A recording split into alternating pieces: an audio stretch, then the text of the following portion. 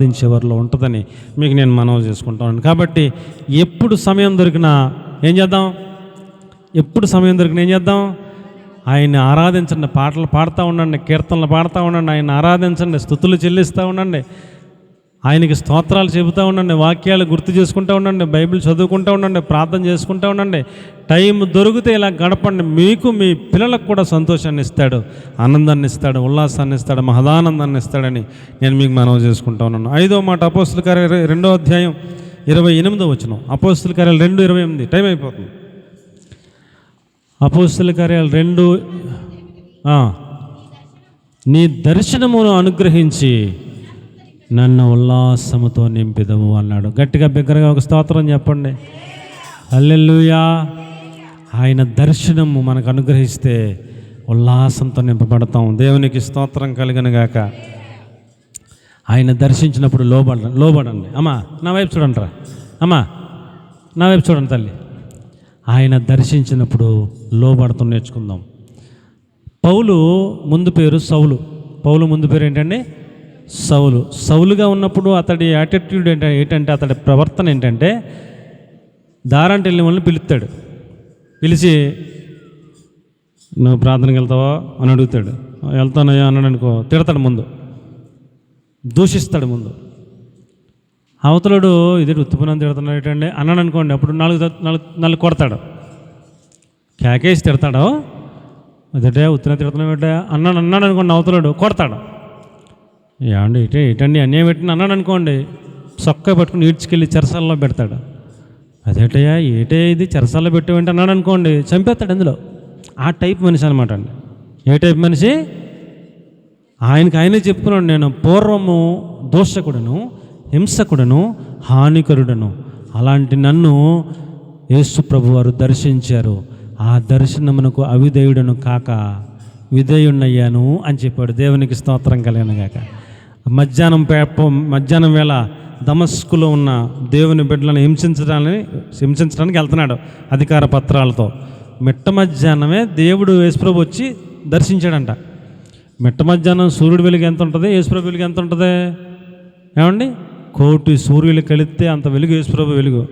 మిట్ట మధ్యాహ్నం ఆయన ఎదురుపడేసరికి ఆ వెలుగుకి మిట్ట మధ్యాహ్నమే కళ్ళు పోయినాయి సౌలుకి. గుర్రం మీద వెళ్ళివాడు పడిపోయాడు కింద. గుర్రం పడిపోయింది, ఇతను పడిపోయాడు, ఇతనితో కూడా వచ్చి కూడా మొత్తం పడిపోయారు. పడిపోతే కళ్ళు కనపడతలా, స్వరం వినపడతా ఉంది, సౌలా సౌలా నీవు నన్ను ఎలా హింసించున్నావు అంటే అర్థమైపోయింది మ్యాటర్. ఈయనెవరో సామాన్యుడు కాదు, ప్రభువు అని. ప్రభువా నీవెవడవు, నేను నిన్ను ఎందుకు హింసిస్తున్నానని అడిగాడు.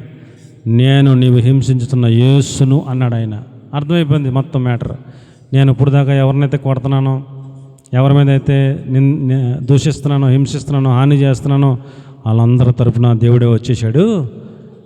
నా బిడ్డల్ని, నా సంఘాన్ని హింసిస్తున్నాను కాబట్టి నన్ను హింసించినట్టే మునుకోళ్ళకి ఎదురుతుంటే నీకు అసాధ్యం, దెబ్బతింటావు, నేను చెప్పినట్టు చేయని చెప్పేసానంటే అప్పుడు అర్థమైపోయి అన్నాడు, ప్రభువా నన్ను ఏం చేయమంటావు అన్నాడు.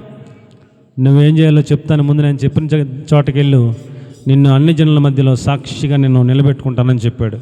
ఏమండి, ఆయన చెప్పిన మాట విన్నాడు, లోబడ్డాడు. ఏమండి, సౌలు పౌలుగా మారిపోయాడు, పశ్చాత్తాపం పడ్డాడు, పాపాలు క్షమించబడ్డాయి, బాప్తిస్మం తీసుకున్నాడు, శిష్యరికం చేశాడు పాస్టర్ గారి దగ్గర, అద్భుతమైన సేవకుడుగా మారిపోయాడు. దేవునికి స్తోత్రం కలుగును గాక. దేవుడు దర్శించినప్పుడు మారుమనసు పొందమని, బాప్తిసం తీసుకోమని పరిశుద్ధాత్మ దేవుడు ఒత్తిడి తెస్తున్నప్పుడు లోబడండి.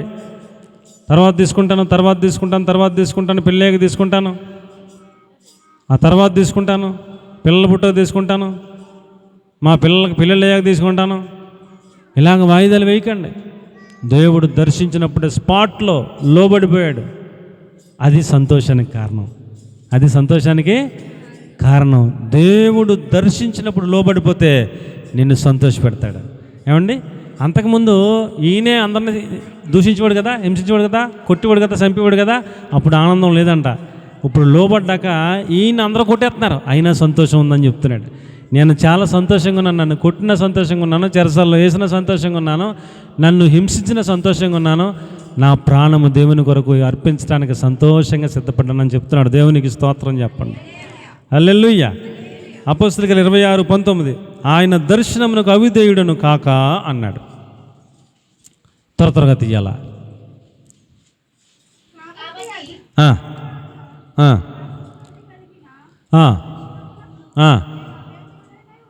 అవిధేయుడను కాక. ఆ, ఆ, ఆ. అది అది నేను అవిధేయుడు నవ్వలేదు, విధేయుడినయ్యాను అని చెప్పుకుంటా ఉన్నాడు. అలాగే మనం విధేయులమైతే నీకు సంతోషం కలుగుతుందని నేను మనవి చేసుకుంటాను. అపోస్తలుల కార్యాలు 16:10. అప్పటికే చాలా వ్యతిరేకత ఉంది పౌలు గారి మీద. ఎక్కడికి వెళ్తే అక్కడ పట్టుకుంటున్నారు, ఎక్కడికి వెళ్తే అక్కడ కొట్టేసి చంపేయాలని ప్లాన్ చేస్తూ ఉన్నారు. అప్పుడు దర్శనం కలిగిందంట. వారికి సువార్త ప్రకటించటకు దేవుడు మమ్మల్ని పిలిచిన్నాడని అది నిశ్చయించుకుని వెంటనే మాసిదోనియాకు బయలుదేరాము. అమ్మ ఈయన ప్రార్థనలో ఉంటే ఒక్కడు ఇలాగ చేతులు చాపి మాసిదోనియాకు రెండు బాబు అని పిలుస్తున్నాడంట పౌలు గారిని. అది దర్శనంలో కనపడిందంట. ఆ దర్శనంలో కనపడింది కాబట్టి వీళ్ళు నిశ్చయించుకున్నారు. అప్పుడు మాసిదోనియాకి దేవుడు వెళ్ళమంటున్నాడు, అందుకనే దర్శనంలో మాసిదోనియా వినపడింది, అక్కడికి వెళ్దామని చెప్పేసి అక్కడ మాసిదోనియాకి వెళ్ళి అక్కడ దేవుని అద్భుతమైన సేవను చేశారు. ఒక దర్శనమునకు లోబడతో నేర్చుకోవాలి. దేవునికి స్తోత్రం చెప్పండి. దైవ సేవకుడు దర్శనానికి సంఘం అంతా లోబడాలి అండి. దైవ సేవకుడు దర్శనానికి సంఘం అంతా ఏం చేయాలి? లోబడాలి. అప్పుడు సంతోషం ఉంటుంది. దర్శనమునకు లోబడ్డాను, అప్పుడు సేవ జరుగుతుంది. దర్శనానికి లోబడ్డాను, అప్పుడు కార్యాలు జరుగుతాయి. దర్శనానికి లోబడ్డాను, అప్పుడు అద్భుతాలు జరుగుతాయి. దేవుడు కార్యాలు చేసి సంతోషింపజేస్తాడు. దేవునికి స్తోత్రం కలుగును గాక. ఆదికాండం 15:21-21 కనుక మనం చూస్తే దేవుడు అబ్రహామును దర్శించాడు. 75 సంవత్సరాలు అప్పుడు చెప్పాడు నీకు పిల్లల్ని ఇస్తానని. 99 వచ్చేసి నీ పిల్లల్ని ఇంక పుట్ల. అయినా దేవుడు దర్శించాడు కాబట్టి విశ్వాసం కలిగే ఉన్నారు శారమ్మ అబ్రాము ఇద్దరు కూడా. మళ్ళీ 99 సంవత్సరాలు అబ్రాముకు ఉన్నప్పుడు మళ్ళీ దేవుడు దర్శించాడు, ఇంటికి వచ్చాడు, భోజనం చేశాడు. అప్పుడు శారమ్మను చూసి మరుసటి అట నీ కౌగుటి కుమారుడు ఉంటాడని చెప్పి వెళ్ళిపోయాడు. సంవత్సరం తిరగకుండా ఇస్సాక్ అనే కుర్రాడు పుట్టాడు అండి. అద్భుతమైనటువంటి కుమారుడు పుట్టాడు, పెరిగాడు. దేవుడు అబ్రహాముకి శారమ్మకి సంతోషాన్ని ఇచ్చాడు. దేవునికి స్తోత్రం కలిగిన కాక. ఏమండి, ఇస్సాకు పుట్టగానే సంతోషమే కదా? శారమ్మకి సంతోషమే కదండి? 25 ఏళ్ల నిరీక్షణ సంతోషమే కదా? ఎంత సంతోషమే కదా, ఎంత ఆనందమే కదా. దేవుడు దర్శనమునకు లోబడితే సంతోషాన్ని ఇస్తాడు. కొంచెం ఆలస్యమైనా కంగారు పడద్దు, ఖచ్చితంగా సంతోషాన్ని ఇస్తాడు. దేవునికి మహిమ కలుగును గాక. యోసేపు అన్నాడు, మనం ఇప్పుడు ఐగుప్తు దేశంలో ఉన్నాము, నేను రాజుగా ఉన్నంతసేపు పర్లేదు, ఒకవేళ నేను కనుక చనిపోతే నా తర్వాత మరలా ఫరో రాజు అవుతాడు, అప్పుడు మరలా మనకి ఇబ్బందులు వస్తాయి, మనం ఇక్కడే ఉండిపోము. మన సొంతూరు కనాను దేశం, దేవుడు మన పితరుడైన అబ్రాహాముకి ఇచ్చింది కనాను దేశం. అక్కడి నుంచి మనం ఇక్కడికి వచ్చాము, కరువుగా ఉందని ఇక్కడ ఇందులో ఉండిపోయాము, బానిసలుగా ఉండిపోతున్నాం.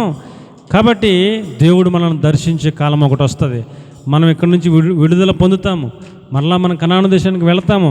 అప్పుడు నా ఎముకలను పెట్టెలో దాచిపెట్టండి, ఇక్కడ ఉంచొద్దు, ఇక్కడ పాతి పెట్టొద్దు, ఐగుప్తులో ఉంచొద్దు. మీరు వెళ్ళినప్పుడు నా ఎముకలు కూడా తీసుకెళ్ళి కనాను దేశంలో పాతి పెట్టండి అని చెప్పాడు యోసేపు గారు. దర్శనం ఉందా లేదండి? ఇంకా కొన్ని వందల సంవత్సరాలకి ఇక్కడి నుంచి మనం విడుదల పొందుతాము, కనానుకి వెళతాము, అప్పుడు అక్కడ నన్ను పాతి పెట్టండి ఇక్కడ ఉండగానే చెప్పాడు యోసేపు గారు. అది దర్శనం. ఆ దర్శనానికి ఇశ్రాయేలు లోబడ్డారు. యోసేపు చనిపోయాడు, పెట్టెలో దాశారు, తర్వాత బానిసలు అయ్యారు. తర్వాత మోషే వచ్చాడు, విడిపించాడు, విడుదల చేశాడు. అప్పుడు మోషే ఎముకలను కూడా పట్టుకుని ఏళ్లతో పాటు తీసుకెళ్ళి కనాను దేశంలో పాతి పెట్టారు. కాబట్టి ప్రియులరా, దర్శనము ఉంటే దర్శనం ప్రకారం కార్యాలు జరుగుతాయి. కాబట్టి దర్శనం ఉండాలి. ఏముండాలండి? దర్శనం ఉండాలి. దర్శనానికి లోబడాలి. దేవుడు దర్శించినప్పుడు లోబడండి, మీకు సంతోషాన్ని ఇస్తాడు. దేవునికి స్తోత్రం కలుగును గాక. 1 సమూయేలు 3:21 ఏలీ అనే ఆయన యాజకుడిగా ఉన్నంతసేపు దేవుడు దర్శనం ఇవ్వాల, దేవుడు మాట్లాడాల. అసలు ఆయన ఏమీ అవునని కానీ కాదని కానీ చెప్తలేదు. ఎందుకంటే ఏలీ కుమారులు పాపం చేస్తూ ఉన్నారు, అందుకని దేవుడు మాట్లాడతలేదు. ఆ తర్వాత ఏలీ కుమారులు చచ్చిపోయారు, ఏలీ చచ్చిపోయాడు, సమూయేలు యాజకుడయ్యాడు. అప్పుడు సమూయేలు యాజకుడైన వెంటనే దేవుడు మాట్లాడుతూ మొదలుపెట్టాడు. వచ్చిన ప్రతి ఒక్కరూ ఏమండి, అయ్యా మా కోసం ఈ బల్యర్పణ చేయంటే బల్యర్పణ చేసి దేవుడు ఏం చెప్పాడో చెప్తున్నాడు. ఆ పిల్లోడు, చిన్నపిల్లోడు, ఆయన చెప్పినట్టు జరుగుతుంది, అచ్చం ఆయన చెప్పాడో జరుగుతుంది. అందుకని దాను మొదలుకొని బయర్షెబ వరకు ఇజ్రాయెల్ రాజ్యం చివరి నుంచి చివరి దాకా ఇజ్రాయేలీలో ఒక ప్రవక్త ఉన్నాడు. ఆయన పేరు సమూయేలు. చిన్నవాడే అయినా దేవుడు దర్శనం ఆయనకి ఇస్తున్నాడు. ఆయన చెప్పినట్టే జరుగుతుందంతా అని దాను మొదలుకున్న బయర్షెబ వరకు సమూయేలు యెహోవాకు ప్రవక్త ఆయనని స్థిరపరచబడెను అని చెప్పి రాసిపెట్టారు. కాబట్టి దేవుని సన్నిధిని కోరుకుంటే ఆయన దర్శనాలు ఇస్తాడు. దేవునికి స్తోత్రం కలుగునుగాక. జరగబోయేవి దర్శనాల్లో చూపిస్తుంటాడు, కీడులు చూపిస్తూ ఉంటాడు, ప్రార్థన ద్వారా తప్పిస్తుంటాడు, అద్భుత కార్యాలు చేస్తుంటాడు. దర్శనమునకు లోబడితే సంతోషం. ఏం చేయాలండి? దర్శనానికి లోబడితే సంతోషం అని నేను మీకు మనవి చేసుకుంటా ఉన్నాను. 6వ మాట మనం జ్ఞాపకం చేసుకుందాం. యెషయా గ్రంథం 61:3, దుఃఖించు వారికి ఉల్లాస వస్త్రాన్ని ఇస్తాను అన్నాడు. అండి, మీరు ఎందుకు దుఃఖిస్తున్నారో నాకు తెలియదు, మీ దుఃఖం ఏంటో నాకు తెలీదు. కొంతమంది కొడుకుల గురించి దుఃఖిస్తూ ఉంటారు, కొంతమంది కూతుర్ల గురించి దుఃఖిస్తుంటారు, కొంతమంది ఏమండి అప్పుల గురించి దుఃఖిస్తుంటారు, కొంతమంది రకరకాల సమస్యల గురించి దుఃఖంలో మునిగిపోతూ ఉంటారు.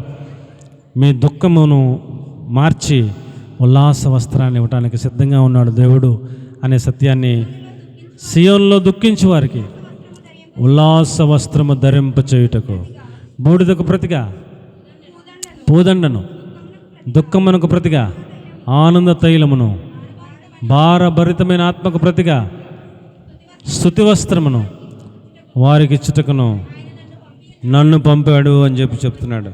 చాలమ్మ. కాబట్టి ప్రియులారా, దుఃఖించే వారికి ఉల్లాస వస్త్రం. కాబట్టి సియోన్లో మౌనంగా దుఃఖించకుండా ఉన్నవారికి శ్రమ అన్నాడు. సియోన్ అంటే దేవుని రాజ్యం. దేవుని రాజ్య వారసులుగా ఉన్న మనందరం కూడా కన్నీటి ప్రార్థన చేయాలా? ఏం చేయాలండి? కన్నీటి ప్రార్థనలు చేయాలి. కన్నీటి ప్రార్థనలు రేపొద్దున మనం సంతోషించడానికి కారణమవుతాయి. ఒక తల్లి కన్నీటి ప్రార్థన కుమారుడి మార్పుకి కారణమవుతుంది. ఒక తల్లి ప్రార్థన, ఒక సంఘస్థుల కన్నీటి ప్రార్థన అనేక మంది రక్షణ పొందుటకు కారణమవుతుంది. సంఘస్థుల కన్నీటి ప్రార్థన ఆ దైవ సేవకుడు దేశమంతా తిరగటానికి కారణమవుతుంది. సంఘస్థుల కన్నీటి ప్రార్థన ఆ దైవ సేవకుడిని గొప్ప చేస్తుంది. కాబట్టి కన్నీటి ప్రార్థన పరులుగా మనం అందరం కూడా మారాలి. అప్పుడు మనల్ని సంతోషంలో దేవుడు తీసుకెళ్తాడని నేను మీకు మనవి చేసుకుంటా ఉన్నాను. కన్నీటి ప్రార్థన లేకుండా సంతోషం లేదు, దుఃఖం లేకుండా సంతోషం లేదు. కాబట్టి కన్నీళ్లతో విత్తాలంట, సంతోష గానములతో పంటను కొయ్యాలని చెప్పాడు. కాబట్టి కన్నీళ్లతో విత్తుదాం, కన్నీటి ప్రార్థనలు చేద్దాం. రేపొద్దున్న రాబోయే రోజుల్లో సంతోషంతో పంటను కోసుకునే పరిస్థితులు మనకు వస్తాయని మీకు నేను మనవి చేసుకుంటా ఉన్నాను. కన్నీటి ప్రార్థనలు చేయండి. శుక్రవారం ప్రార్థనకు రండి. మీ కుటుంబం కోసం కన్నీటి ప్రార్థన చేయండి, మీ భర్తల కోసం కన్నీటి ప్రార్థన చేయండి, సంఘంలో సమస్యల కోసం కన్నీటి ప్రార్థన చేయండి. కన్నీటి ప్రార్థన మన సంతోషానికి కారణం మూలం అవుతుందని నేను మీకు మనవి చేసుకుంటా ఉన్నాను. ఏమండి, అనేక మంది తల్లులు కన్నీటి ప్రార్థన చేసిన తర్వాత వాళ్ళ పిల్లలను చూసి చాలా సంతోషపడ్డారు. వాళ్ళ దేశానికి, ప్రపంచానికి ఆశీర్వాదకరమైన బిడ్డలుగా తయారయ్యారు. ఆ కన్నీటి ప్రార్థనే వాళ్ళని అంతగా తయారు చేసిందని మీకు నేను మనవి చేసుకుంటా ఉన్నాను. కాబట్టి బాకా లోయలో బడి వారు వెళ్ళుచు దానిని జలమయముగా చేస్తారన్నాడు. అప్పుడు తర్వాత ఆశీర్వాదాలు వస్తాయి. ఏమండి, కాబట్టి కన్నీటి ప్రార్థనా పరులంగా మనం మారాలని నేను మీకు మనవి చేసుకుంటా ఉన్నాను. ఏమండి, అలాగే ఎందుకు కన్నీరు కార్చాలి? ఎందుకు కన్నీరు కార్చాలి? నెహెమ్యాకి ఒక ఆయన వచ్చి చెప్పాడు. నెహెమ్యా యెరూషలేములో లేడు, బానిస దేశంలో ఉన్నాడు. ఆ రాజు ఈ బానిసగా తీసుకెళ్ళి ఈయనకి ద్రాక్షరసం అందించే ఉద్యోగం ఇచ్చాడు. ఆ ద్రాక్షరసం అందిస్తా ఉద్యోగంలో ఉన్నాడు. యెరూషలేము నుంచి ఒకడు వెళ్ళాడు. అక్కడికి వెళ్ళి మన రాజ్యం గోడ అంతా పడగొట్టేశారు, ప్రాకారం అంతా కూలిపోయింది, గుమ్మాలన్నీ కాల్చేశారు అని చెప్పాడు. అంతే. చెప్పేసరికి నెహెమ్యా దుఃఖముతో కన్నీళ్లతో ఉపవాసం ఉండిపోయాడంట. ఏం చేయడంటే ఉపవాసం ఉండిపోయాడంట.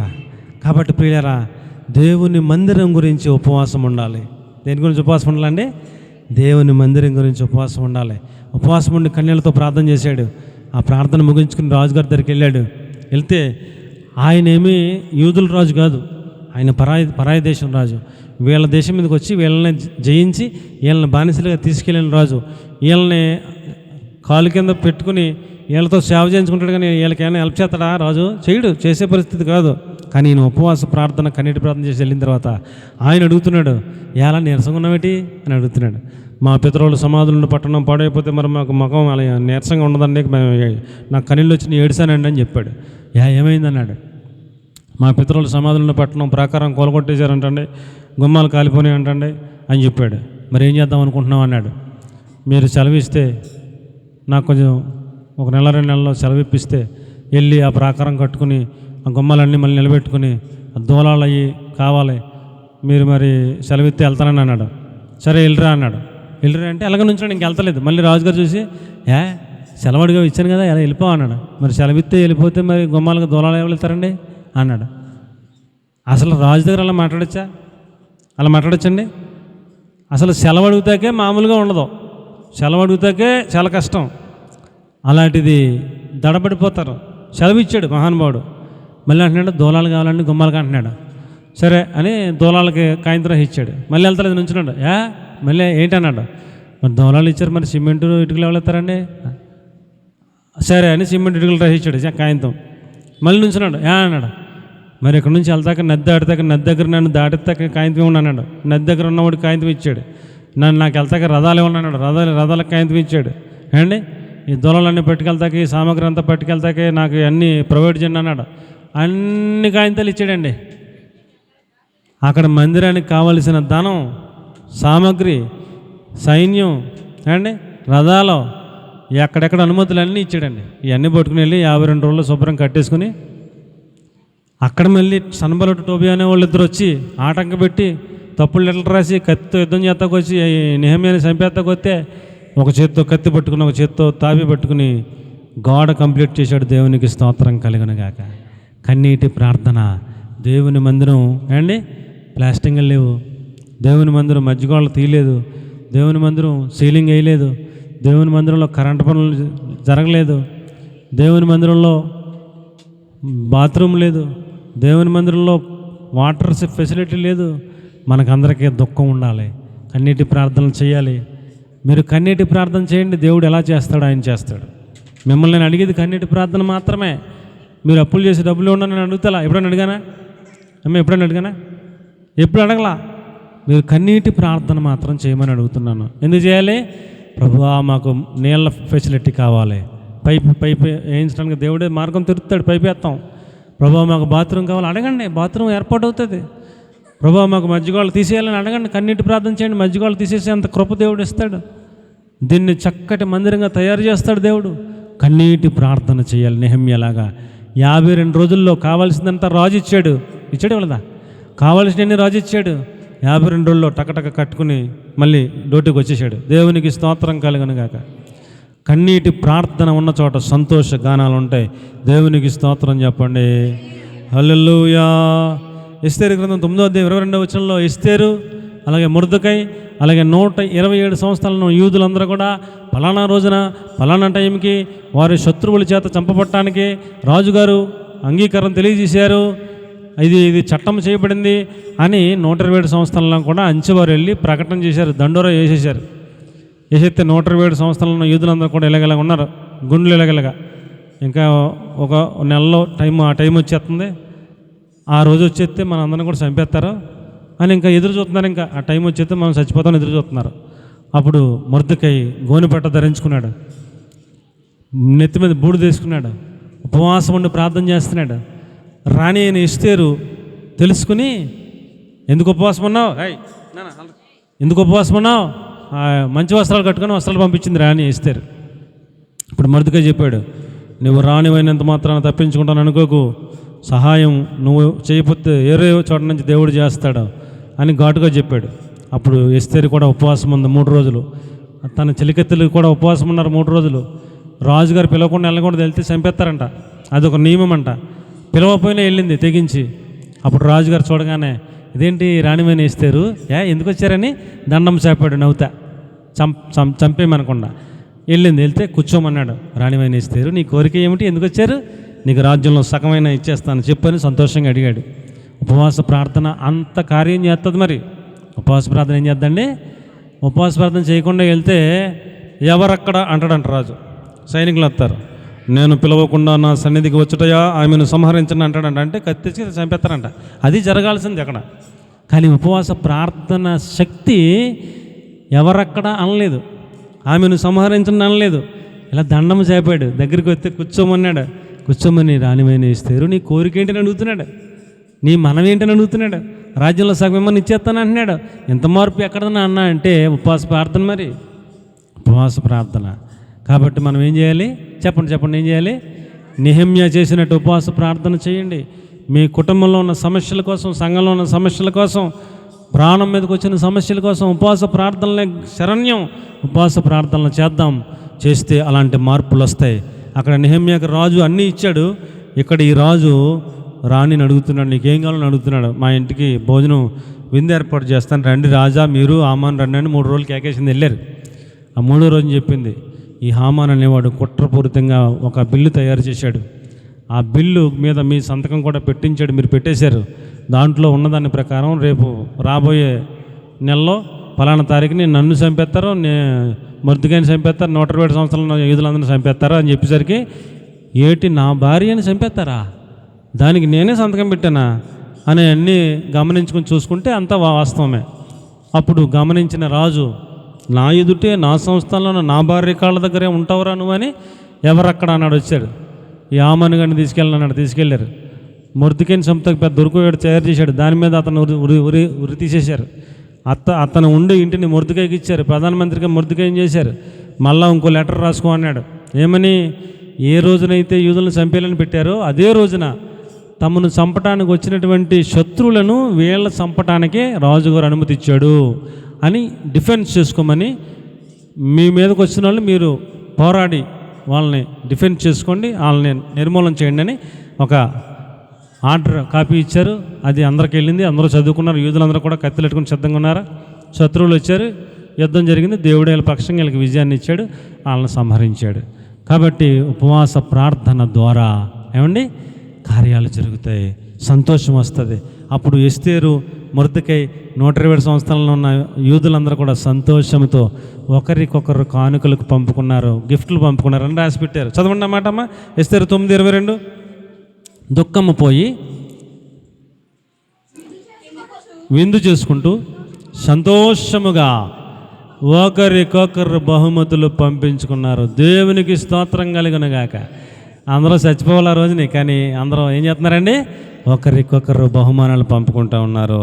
అలాగే సంతోషాన్ని దేవుడిస్తాడు అండి. మీరు ఇంక అయిపోయింది మా పని అనుకున్న రోజునే మీకు సంతోషాన్ని ఇవ్వగలిగిన శక్తిమంతుడైన దేవుడు ఉన్నాడు. ఉపవాస ప్రార్థన చేసుకుందాం. దేవునికి స్తోత్రం కలుగునుగాక. ఏమండి 7వ మాట, ఆఖరి మాట, యెషయా 61:10. ఆత్మ ఉల్లసించును అన్నాడు. ఏం ఉల్లాసంగా ఉండాలంటే అండి, మన ఆత్మ ఉల్లాసంగా ఉండాలి. ఏమండి ఆ మాట కూడా చదివేసుకుని మనం ముగించేసుకుందాం. 61:10 ధరించుకొని పెండ్లి కుమారుని రీతిగాను ఆభరణంతో అలంకరించబడి పెండ్లి కుమార్తె రీతిగాను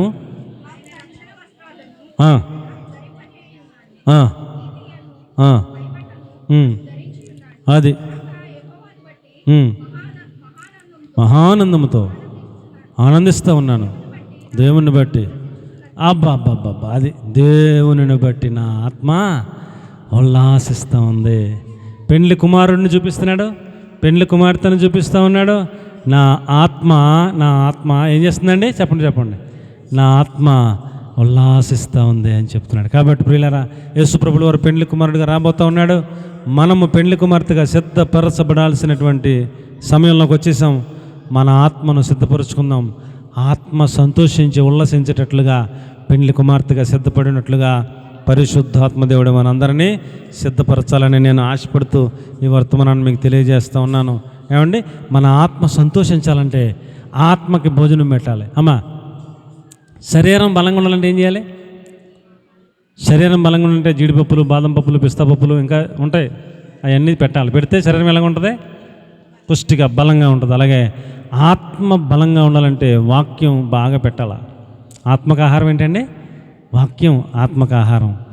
ఆత్మక ఆహారం వాక్యం, ప్రార్థన. ఒక ఆత్మ బలంగా ఉండాలంటే ఎక్కువ ప్రార్థన చేసుకునేవాడు, ఎక్కువ వాక్యం చదువుకునేవాడు ఆత్మ బలంగా ఉంటుంది. కాబట్టి ఎక్కువ ఆయన సన్నిధిని కోరుకుందాం, ఆయన వాక్యాన్ని కోరుకుందాం, ప్రార్థన జీవితాన్ని కోరుకుందాం. అలాగున్న ఆత్మ వర్ధిల్లేటట్లుగా, ఆత్మ సంతోషంగా ఉండేటట్లుగా, ఉల్లాసంగా ఉండేటట్లుగా పరిశుద్ధాత్మ దేవుడు మనందరినీ సిద్ధపరిచి నడిపించును గాక. ఆమేన్. పరిశుద్ధ